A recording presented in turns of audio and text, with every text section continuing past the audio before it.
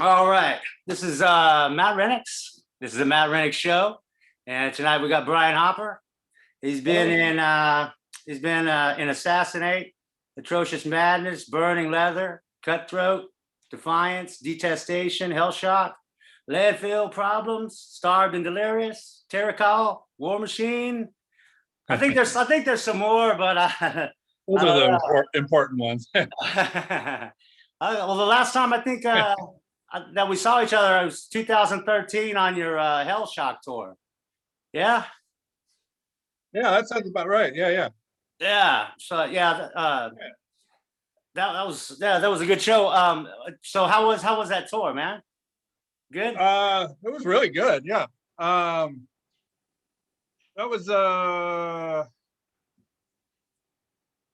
was it. Was that in England or was that? Yeah. You guys played it Yeah, with Boston Arms, I think. yeah. That was a great show. That's right. Yeah, that was a great show. Yeah, that tour was awesome. That it's kind of nice to do instead of like trying to do all of Europe at one time. It's kind of nice to just do like England like in one try to get more cities in and stuff instead of just doing like a couple shows and then jumping over to somewhere else. It's like kind of like how it's like doing specific tours where it's like just England or just something. Oh, okay. Yeah, that was a good tour.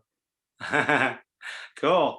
So you're originally from Battleground, Yeah, Washington, huh? yeah, Did you grow up there, or yeah. It's how was that? like it's only 45 minutes from Portland, but yeah, it's just a little hick town that I grew up in, and was able to go to shows over in Portland as a kid, growing up and stuff. Yeah, Oh, okay. yeah, That's like a cool. suburb. Yeah. So when did you're a badass guitarist, man, Oh, in thank my you. opinion. So Thank you. when did you start playing guitar? About 16, 17. I really didn't take it real serious until probably my 20s, probably. I was, I don't know, I took lessons a little bit. I was like 16, like at high school, but I didn't really like being in high school to begin. It's like as a teenager, growing up, it's like nobody wants to be in school. So I was like, so I didn't really take it serious until I got a little older and, practiced on my own at home and stuff like that. So basically, I'm more self-taught than anything. So I've got my weird hangups because of that weird playing style or whatever. Oh yeah. Yeah, Yeah, I was the same way. I'm like trying to show somebody, like, pick it like this, and they're like, no, you know. yeah, totally. Yeah. Little quirky little things. Yeah. And they're like, no, I'll do it this way. I'll do it this Yeah. way. So when did you get into the into punk and metal? Well, like what age do you think? And what was that like for you? I was really young, maybe 12, 13, maybe. My brother was into hard rock and or like heavy metal and like I started he got into it a few years before me, and then I kind of followed into it like yeah, maybe 81, 82 or something like that. And yeah, I went to first metal show I saw was 80 with Y&T. I don't know if you know that band, but like kind of Yeah. California, like good, like straightforward heavy metal. They were great. Oh, cool. And then probably 84, I think it was 84 or 85 that went and saw Merciful Fate. And first punk band I ever saw was the Portland Final Warning. Yeah, I heard that. They Yeah. opened that show, which is one of the weirdest things ever, but lucky for me, I got to see him. But like, I barely anybody at a Merciful Fate show and like in that year, like 84 or whatever, like it was into punk that yet. So like a lot of people in the crowd were like, what the hell is this? And I was like, oh, this is cool, actually. So Final Warning kind of got you into punk, huh? Yeah, basically. Yeah, they're the first ones that are like, oh yeah, they don't have long hair, but they look cool in a different way. Like I wasn't exposed to that yet. So like, Oh yeah. See, yeah. that's cool. Yeah, my neighbor, he'd always have Rat records and stuff like that. Yeah. He would bust that out. Yeah, I definitely grew up on that kind of metal too, like not just thrash. I know people like to say, "Oh, I only like thrash." It's like, no, I like all the metal subgenres. You know? Yeah. That's good. Yeah. That's always good. So uh yeah, what was your first band? And how old were you? I did try to have like a high school band when I barely could play guitar. Like I was really bad, but I had like a kind of a crossover punk band called Psychotic Earthworms Psychotic out of Earthworm? Battleground, Washington. That was like 80. Psychotic Earthworms, yeah, that was like 19. I want to say that was 86 or 87, right around there. And yeah, we played like one party, and then I think they faded me out because I wasn't very good, so they kept going. I was like, oh, Ah, you shit. know. But yeah, then first real band was Landfill, and that was early 90s, like 93 Yeah. or 94, right around there. Oh, okay. Yeah, Cool, yeah, man. yeah. Okay. So let's see. Oh yeah, I saw this video on YouTube of you guys playing Atrocious Madness at the 1 and 12 bar. Oh yeah, yeah, yeah. We my band, the Babes, the bagpipe band, we played there like a couple years ago. What was that like for you playing up in Bradford? Really cool. I really liked Bradford, especially around then. It was like a lot of cool record shops. Like we went record shopping, and Bry from Doom was like our uh, him and Sned. You know Sned?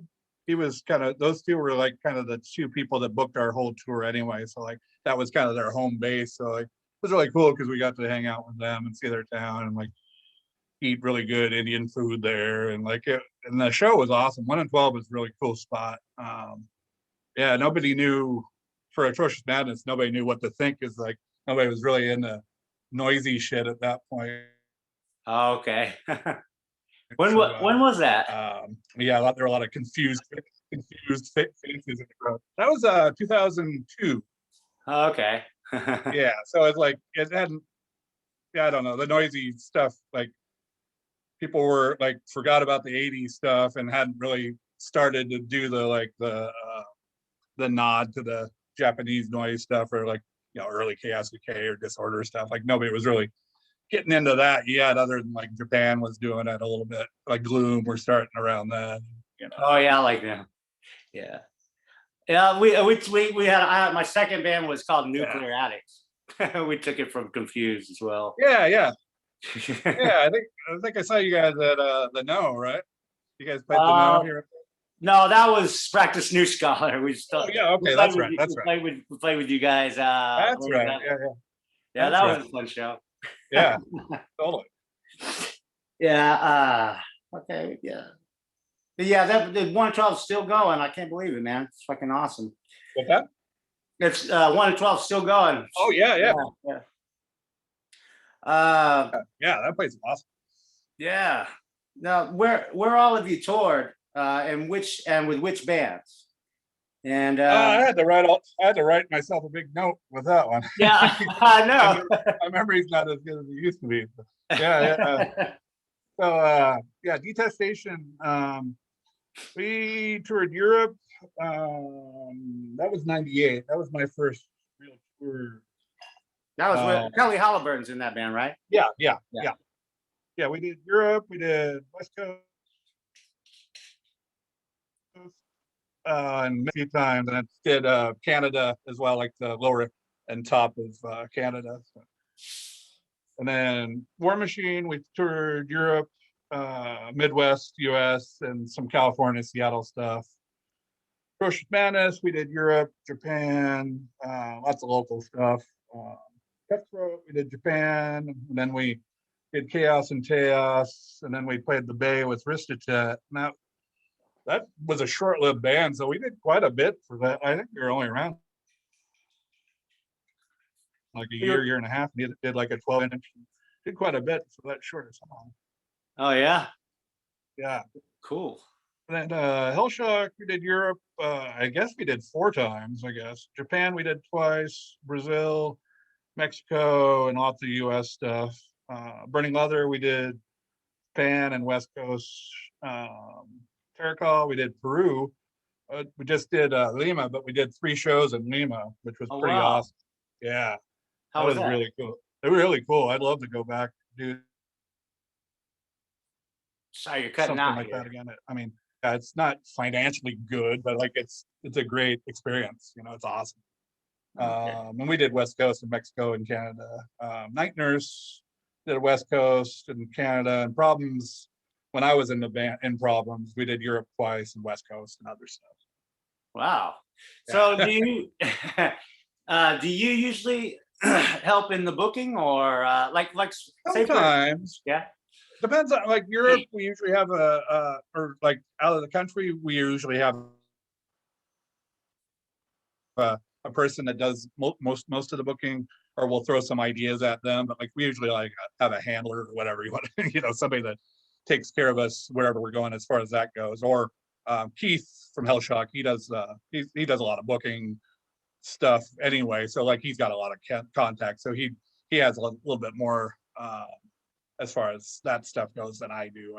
I got kind of let him do more, as far as that goes. Or with Problems, Kelly had a lot more to do with that band than as far as booking and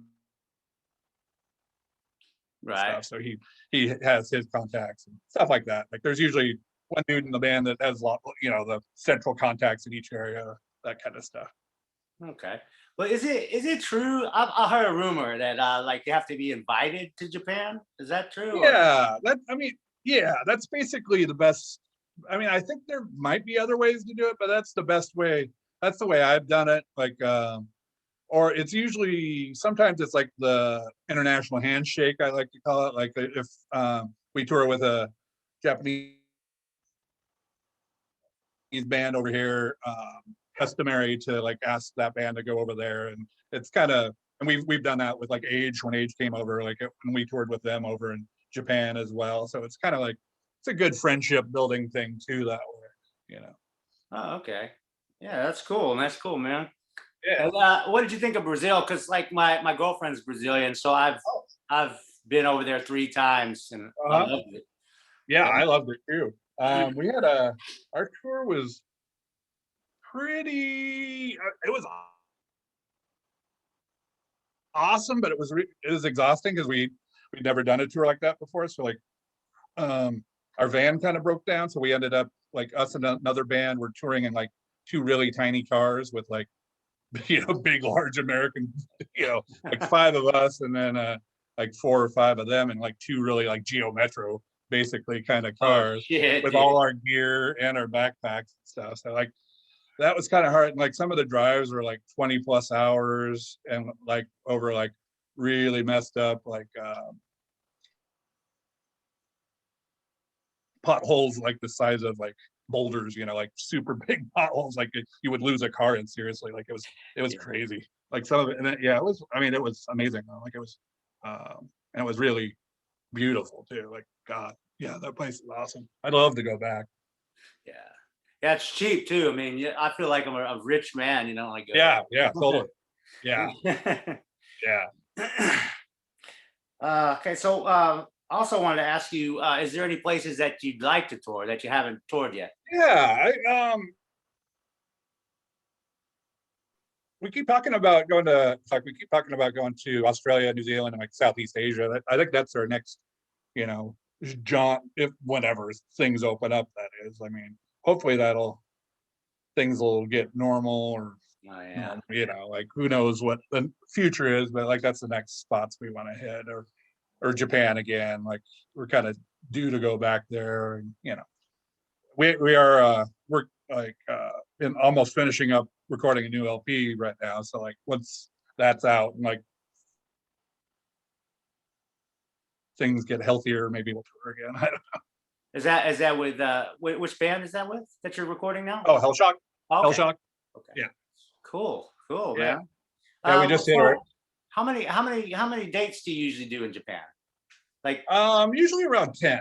Okay. Okay. Yeah, not too long. Like usually 10 within like 2 weeks. Like don't. It's not usually a show every day. Usually have like one day off, and then maybe like when you land, you probably have a day to like chill out and like get accustomed to the time change and stuff like that. But like yeah, it's usually about 10 shows in 15 days or something like that. Oh, that's good. Yeah, that sounds good. When Yeah. I subbed bass for Total Chaos, 2 European tours. Oh One wow. was, one was a 5 week tour with one day off. Oh wow. See, in Europe I like that. Like yeah, Yeah. yeah. Japan it'd be hard to do that. I mean, you could do that, but Japan, I just felt like I wanted to see more too. Like I don't know. I mean, Europe you can see a Yeah. lot, but Japan's so compact and like I don't know. I think 10 is a good. I mean, you could do a longer one in Japan for sure if you wanted to go to the north, like really far north and really far south. Like most of the stuff's really centralized in the middle of the country. Oh, okay. Okay. That's cool, man. Yeah. Let's see. Um, so what's like the craziest or the weirdest experience that you've had on tour, I you was gonna think? say probably in Brazil Yeah. when we were staying like at his place and like the favelas down there. Um, Yeah, yeah. there was it was kind of I don't know if it was necessarily squatted, but like it was like this whole area that was like basically there were little kids with rifles like kind of protecting us from the police basically, Oh, and like there was definitely shooting going on. They're like stay in the house, stay in the house. Like holy shit!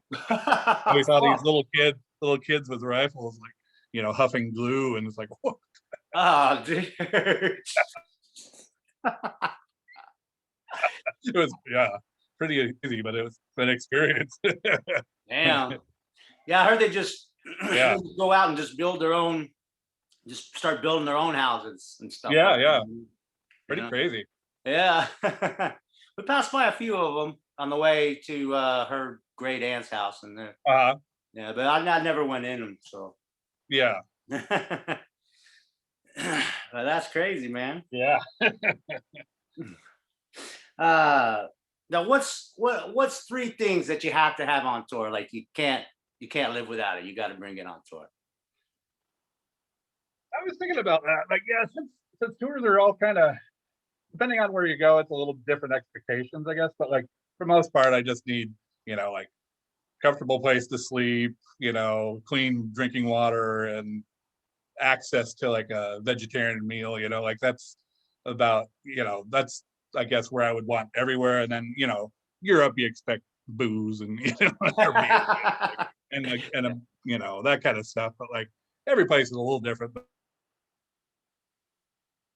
like just little certain things you don't have to worry about getting sick off of something. Just clean water and that kind of stuff. Oh yeah, yeah. That's always good. Yeah. Now, what do you think about like the good old days? Whenever you said, well, I'm sure Portland's a little bit different with record shops and stuff, but Yeah. like a while back, 20 years, maybe more than that, 25, 30 years ago, you go to a record shop or something, and you'd be shuffling through, you see like a cool, you never heard of the band, you see like some artwork, and you're like, I'll pick this up, it's cheap, or you look at the songs or Yeah. something, as opposed to like nowadays where kids just can download MP3s off the computer and Yeah. stuff. What do you think about that? Yeah, it's definitely different.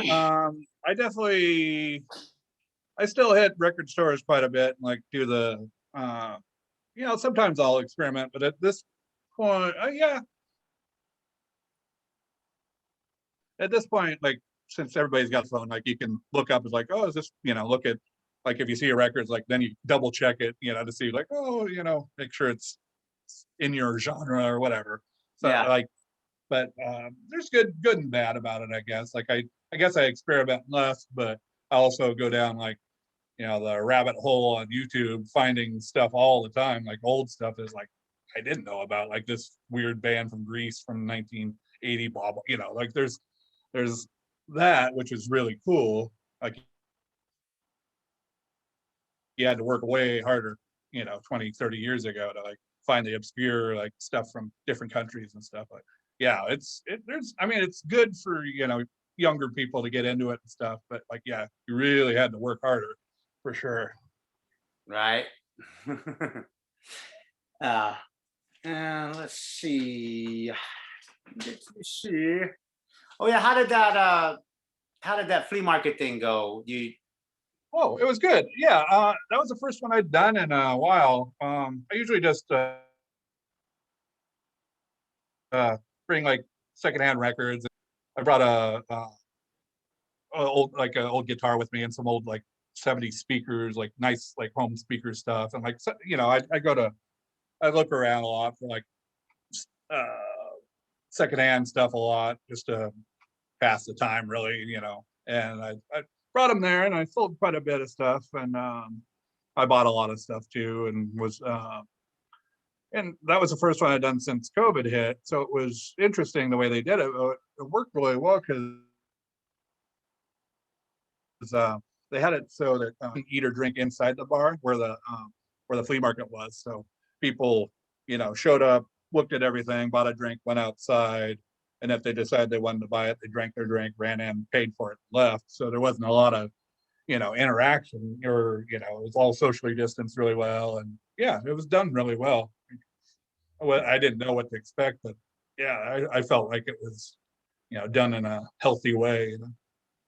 oh, that's cool. Yeah. Yeah. I used to go to one in the Traders Village in Texas, and it was outside and it was huge. And they'd have like beer carts go by, you could get like a 32 of beer, while you're walking. Oh wow. Yeah, Uh, that's pretty cool. that's awesome.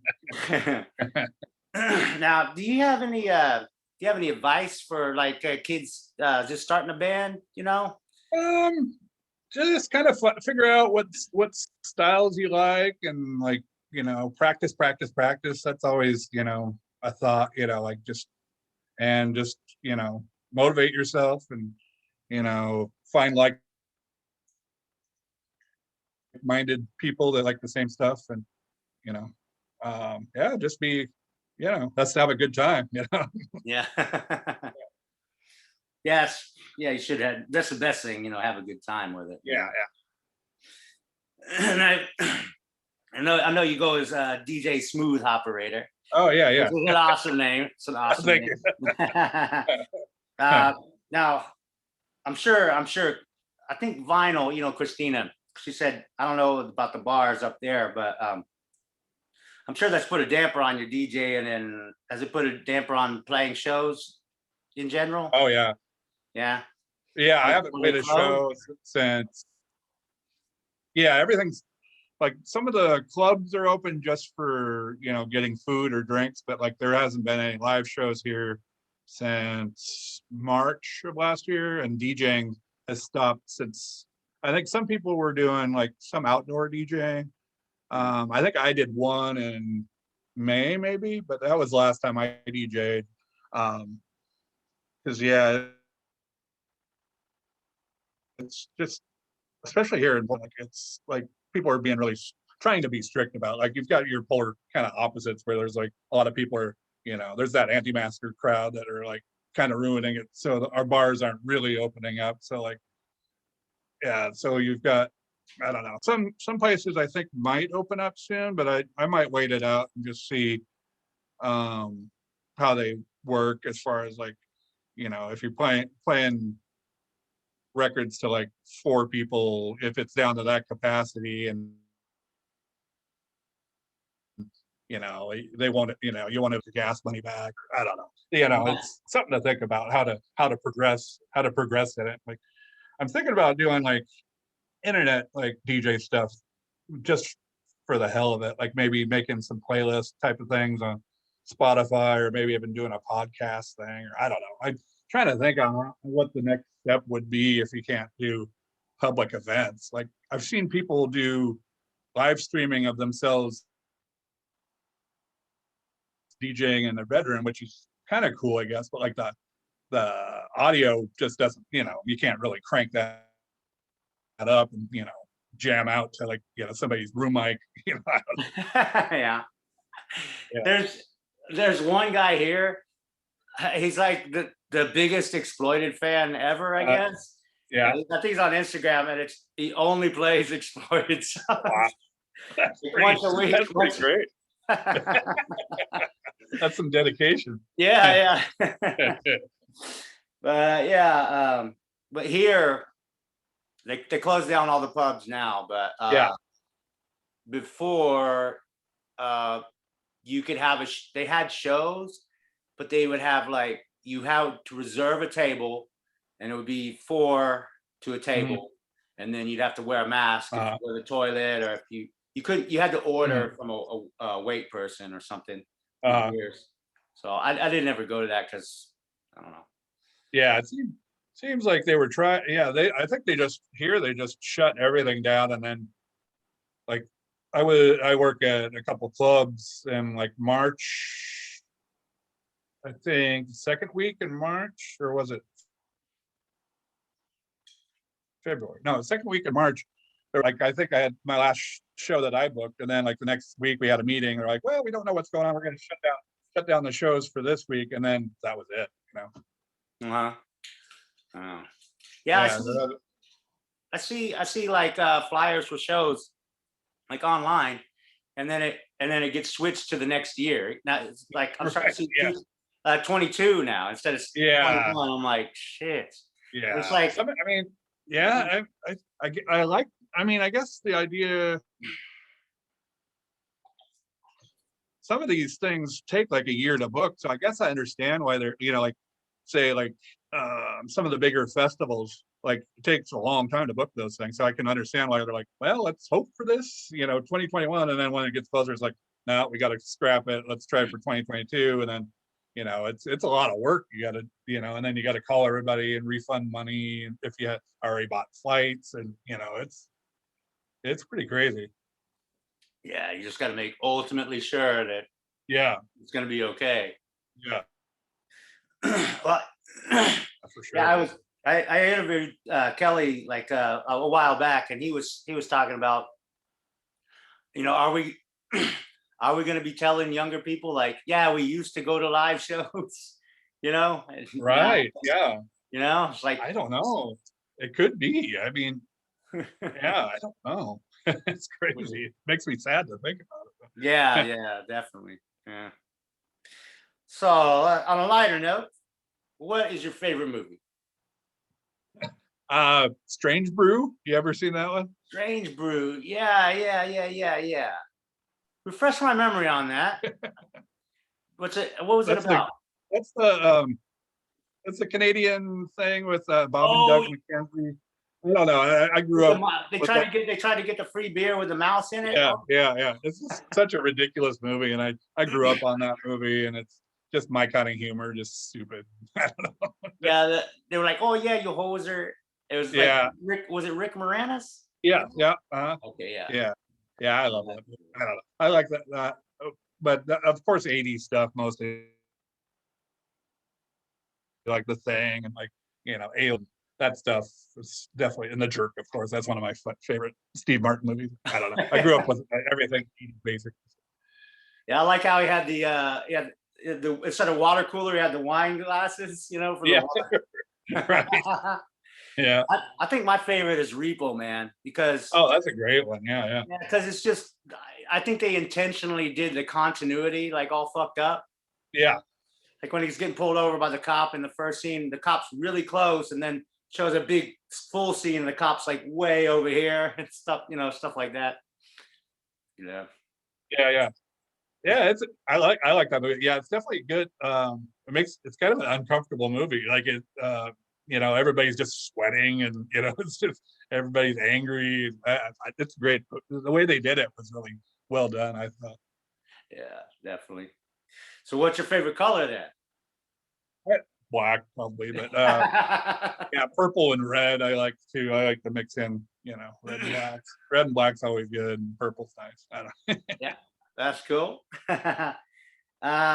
Is your favorite guitar Flying V? Flying V? Oh guitar? yeah.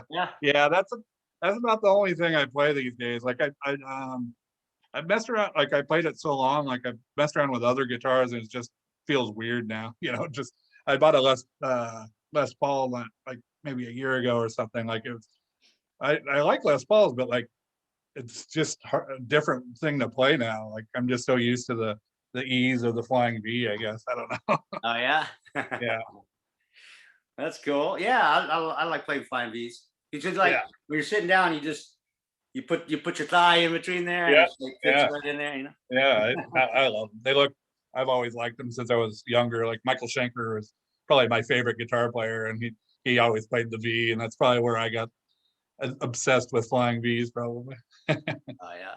I had a white Warlock bass, but I was The playing I Scorpions, was of course. I was playing bass to another bass, and Oh, I nice. had it I had it stacked against my cabinet, and it fell off, and the neck broke. And I was looking at the price of necks. Oh, I know I was looking at the price of necks, and it cost more than the actual bass. I was like, fuck. right. Yeah. So, Yeah, sometimes you can, if depending on the break on the guitar, like sometimes you can find a luthier that'll like get it pretty close back, and maybe 100 or 200 bucks to glue it back. But like that's, you got to find the right guy to do that.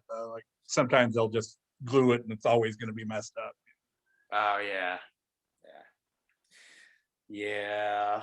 So, are you are you still jamming right now, or are you just taking a break, or? Yeah, we took a pretty long break once COVID hit. Like we stopped. At that point I just was Hellshock, and I was starting a new kind of UK 82 kind of oyish band. But Oh, really? once COVID hit, like um the drummer for that band had just had a baby, and he had another young child, so it was like he didn't want to have like, he didn't want to practice at that point. So like that band's been on hold since March of last year. Does So that does that band have a name? not yet. We were bouncing, like we'd had a bunch of practices and had some maybe 4 or 5 songs. We had ideas of names, like Coma was like one idea for a name, but we never actually had a name yet. We hadn't played any shows or anything, but yeah, that would have been cool. But Yeah. yeah, Hellshock, we took a long time to start jamming again. I think maybe it was June or July we started jamming again, just me and the drummer, because we were so close to recording. Like we were just, me and him just started jamming together to get the chops back. And then we recorded the whole LP for the drums, just me and him. And then I did my rhythms, and then brought in another guitar player to do his stuff, and then got the bass player in. So we pieced it so far to that. And then now we're practicing to get the vocalist ready. And then next week he's singing uh, the first half of the record. So yeah.